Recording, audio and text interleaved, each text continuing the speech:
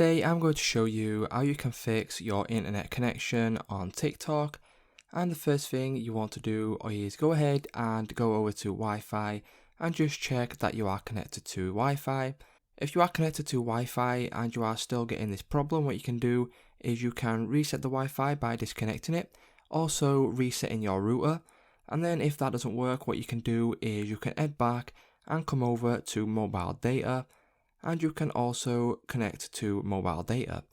What you need to do if this doesn't work is you can disable one or the other. And for example, if you are connected to Wi-Fi but you have mobile data, what you can do is you can disconnect from Wi-Fi and then click and enable your mobile data to work.